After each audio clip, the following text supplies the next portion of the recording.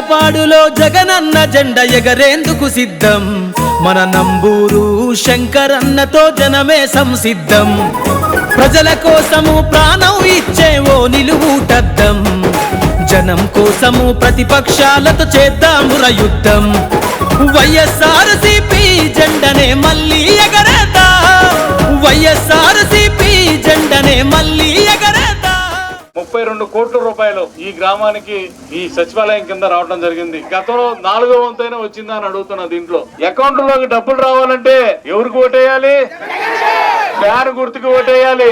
జగన్ గారు గెలిస్తేనే మరలా ఈ డబ్బులన్నీ కూడా వస్తాయి. మీరు పొరపాటు చేసి చంద్రబాబు గనక వాళ్ళు చెప్పే మాటలకు గనక ఈయన వేస్తే ఈ సంక్షేమ కార్యక్రమాలు ఎయ్యి కూడా రావు. గుర్తు పెట్టుకోండి. ఇప్పుడు సూపర్ 6 అని మీకు 3 సిలిండర్లు ఇస్తాం, లేకపోతే మీకు 3 పిల్లలు ఉంటే 3 పిల్లలకి ఇస్తాం, ఇంకా పిల్లలకి అనండి చెబుతా ఉన్నాడు చంద్రబాబు నాయుడు. పోయినసారి కూడా డ్వాక్రా డబ్బులు రుణమాఫీ చేస్తానన్నాడు కదా, చేయకుండానే వెళ్ళిపోయాడు. అసలు రూపాయి కూడా చేయలేదు. బాబు వస్తే జాబ్ వస్తున్నాడు, ఒక జాబ్ ఇవ్వలేదు. మరి రుణమాఫీ చేస్తా అన్నాడు రైతులకి, 1 రూపాయి కూడా తీసేయలేదు. మరి ఇవన్నీ కూడా ఏదైతే చెప్పాడో మాట మీద నిలబడ్డాడో జగన్మోహన్ రెడ్డి గారు. కరోనా వచ్చి 2 సంవత్సరాలు ప్రపంచం మొత్తం కూడా అల్లాడిపోయింది. మనందరికి తెలిసిన పరిస్థితే. మనందరం కూడా అన్న దగ్గర పోవడానికి భయపడ్డాం, కన్న తల్లి దగ్గర పోవడానికి భయపడ్డాం, కూతురు దగ్గర పోవడానికి భయపడ్డాం. ఎవరికి వాళ్ళ ఇంట్లో కామ్గా ఉన్న పరిస్థితుల్లో కూడా జగన్మోహన్ రెడ్డి గారు గుర్తుపెట్టుకోవాలి, మీ తమ్ముడో మీ అన్నో అవుతాడు, అందరికి మీ ఇంటి అకౌంట్ లో డబ్బులు పంపించాడమ్మా. గుర్తుపెట్టుకోండి. మంచి చేసే వాళ్ళని ఆలోచించండి. మీ ఇంటికి మంచి జరిగితేనే ఓటేయండి జగన్మోహన్ రెడ్డి గారికి. మంచి జరగకపోతే ఓటేయొద్దని చెప్పాడు ధైర్యంగా.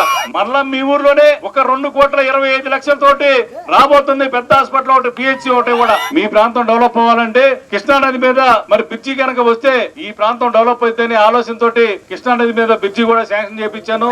ఆ బ్రిడ్జి కూడా త్వరలో మరి కట్టబోతున్నారు. గతంలో ఎక్కడైనా ఒక స్కూల్ బాగు చేపించాడా చంద్రబాబు నాయుడు? ఒకసారి ఆలోచన చేయండి. చంద్రబాబు చెప్పేవన్నీ కూడా మోసాలు, మరి అబద్ధాలు తప్పితే ఉండదు ఏం లేదు. ఒకసారి ఆలోచన చేసుకోండి. ఎవరికి వాళ్ళు ఆలోచన చేసి మరి జగన్మోహన్ రెడ్డి గారిని గెలిపించాల్సిన అవసరం ఉంది. నేను కూడా వచ్చిన కాడి నుంచి కూడా అందరికి మీలో కలిసిపోయి అన్నదమ్ముల్లాగా నేను ఈ నియోజకవర్గానికి పనిచేస్తాను ఉన్నాను, అందుబాటులో ఉన్నాను. మీరందరూ కూడా ఆలోచన చేసుకొని 2 గుర్తులు అనిల్ కుమార్ యాదవ్ ఇక్కడ ఒక ఎంపీగా ఒక బీసీ అభ్యర్థికి ఇవ్వటం జరిగింది. ఒక బీసీ గెలిస్తే రేపు ఇంకొక ఎస్సీకి ఇస్తాడు, ఇంకో మైనార్టీకి ఇస్తాడు, ఒక ఎస్టీకి ఇస్తాడు. అది డేరున్న నాయకుడు మన జగన్మోహన్ రెడ్డి గారు. 2 గుర్తులు, ఫ్యాన్ గుర్తు మీద ఓటేయాలి. పని చేసేవాడు కావాలా, అబద్ధాలు చెప్పేవాడు కావాలా అనేది మీ అందరూ కూడా ఆలోచన చేసుకొని జగన్మోహన్ రెడ్డి గారిని బలపరచాలని చెబుతున్నాను. 10 లక్షల ఇళ్ల స్థలాలు హౌస్ ఇవ్వటం జరుగుతుంది. మీరందరూ కూడా జగన్మోహన్ రెడ్డి గారిని బలపరిచి ఎంపీ అభ్యర్థిగా అనిల్ కుమార్ యాదవ్ గారిని,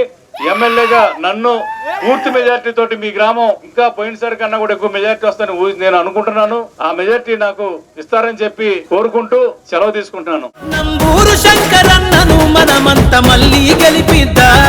పెదకూరపాడులో జగనన్న జెండ ఎగరేందుకు సిద్ధం.